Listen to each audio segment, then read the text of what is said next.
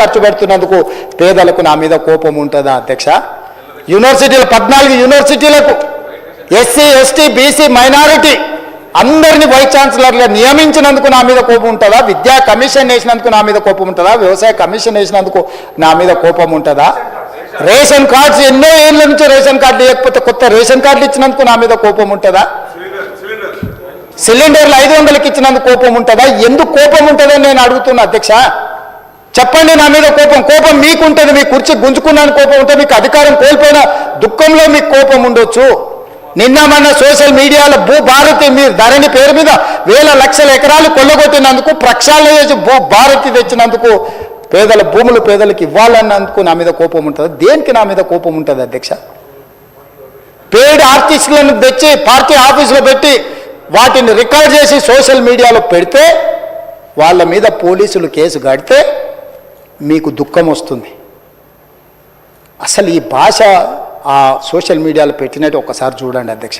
2014-15లో కొత్తగా ఎమ్మెల్యేలు ప్రమాణ స్వీకారం చేసినప్పుడు TV9లో ABNలో ఏదో వెటకారంగా ఒక చిన్న సన్నివేశాన్ని వేస్తే వాటిని సంవత్సరం పైన ఈ రాష్ట్రంలో బ్యాన్ చేసిండు అధ్యక్ష. రవి ప్రకాశం జైల్లో పెట్టాను, కృష్ణ మాదిగని జైల్లో పెట్టాను, చాలామంది జర్నలిస్టులు. ఇవాళ జైలుకు పోయిన అమ్మాయి కూడా SC ST కేసులు ఆ రోజు ఎస్సీలను అవమానించింది, జైలుకు పోయి వచ్చిన అమ్మాయి.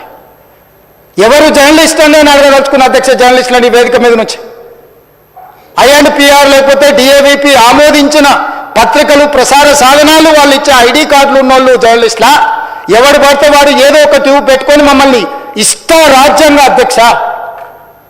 ప్రజా జీవితంలో ఉన్నాం కాబట్టి నిజంగా ఓపిక పడుతున్నాం అధ్యక్ష. రక్తం మరుగుతుంది. ఏంది భాష అది అధ్యక్ష? కుటుంబ సభ్యులను అంతేసి మాటలు అంటుంటే అసలు మీరు మనుషులా అని నేను వాళ్ళని అడగదలుచుకున్నా అధ్యక్ష. మీకు భార్య బిడ్డలు లేరా? తల్లిదండ్రులు లేరా? మీ అమ్మనో నీ చెల్లినో నీ భార్యనో ఈ రకంగా మాట్లాడితే నువ్వు ఇంతవా అని నేను అడుగుతున్న. ట్విట్టర్లో పెట్టినోని, అరెస్టును ఖండించినోని.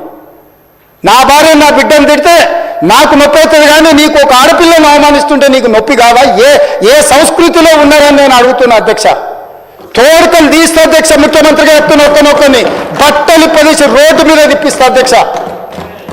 రాజకీయాలు ప్రజా జీవితంలో ఉన్న మేము విమర్శించండి, విశ్లేషించండి, మా గురించి మాట్లాడండి. ఆడబిడ్డల గురించి, ఇంట్లో ఉన్న ఆడోళ్ళ గురించి మాట్లాడే సంస్కృతి ఎక్కడి నుంచి వచ్చింది అధ్యక్ష? తెలంగాణ సమాజం ఇదేనా? రజాకర్లకు, నిజాంలకు, భూస్వాములకు, పెత్తందారులకు వ్యతిరేకంగా పోరాటం చేసిన స్ఫూర్తి ఓ రామ్జీవ్ గోండు, కొమరం ఓ చాకలి ఐలమ్మ, ఈ ప్రాంతంలో దొడ్డి కొమరయ్య, ఓ సర్దార్ సర్వాయి పాపన్న గౌడు ప్రాతినిధ్యం వహించిన ప్రాంతం ఇది అధ్యక్ష. ఇది ఒక చైతన్యమైన ప్రాంతం. ఈ చైతన్యమైన ప్రాంతంలో ఎదిరించి నిలబడ్డాడు మనగాడు.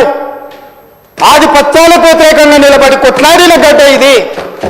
ఈ సంస్కృతిని మొత్తం సర్వనాశనం చేసి ఒక విష సంస్కృతిని నోటికొచ్చింది మాట్లాడి వాటిని పోస్టు చేయించి ఏం పైశాచిక ఆనందం అని నేను అడుగుతున్నా అధ్యక్ష. వాళ్ళు తిట్టిన తిట్లకు నా పేరు తీసి మీ పేరు రాసుకోండాడా? మీకు అన్నం తినబుద్ధి అవుతుందో నేను చూస్తా.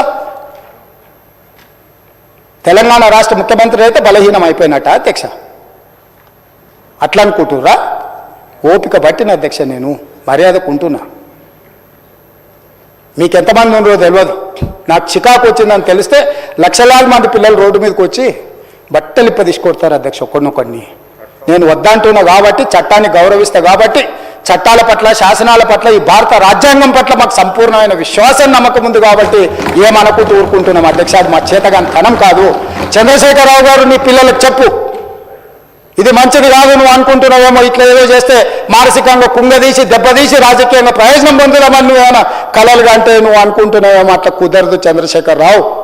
నేను చెప్పదలుచుకున్నా, హద్దు దాటితే, మాట జారితే దాని ఫలితం ఎట్లుంటుందో అనుభవిస్తారని నేను చెప్పదలుచుకున్నా అధ్యక్ష. పదవి ఎంతకాలం ఉంటుందని కాదు, ఎట్లా ఉన్నామనేదాన్ని నేను లెక్క కడతా అధ్యక్ష.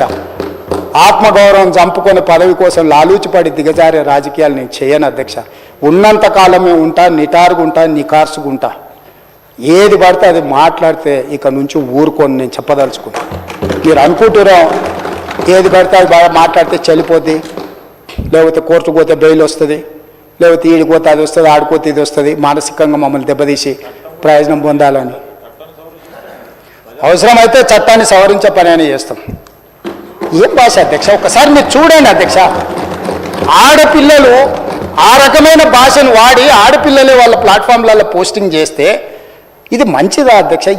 ఏం సాంప్రదాయం? తెలంగాణలో ఇట్లాంటి సాంప్రదాయం ఎప్పుడైనా ఉందా అధ్యక్ష? తెలంగాణ ఉద్యమ సందర్భంలో కూడా అంత పెద్ద ఎత్తున భావోద్వేగాలు ఉన్నప్పుడు కూడా ఇలాంటి భాషా ప్రయోగం జరగలేదు అధ్యక్ష. ఇదెక్కడి వింత పోకడలు, పైశాచిక ఆనందం అధ్యక్ష. వీటిని క్షమించే సమస్యనే లేదు.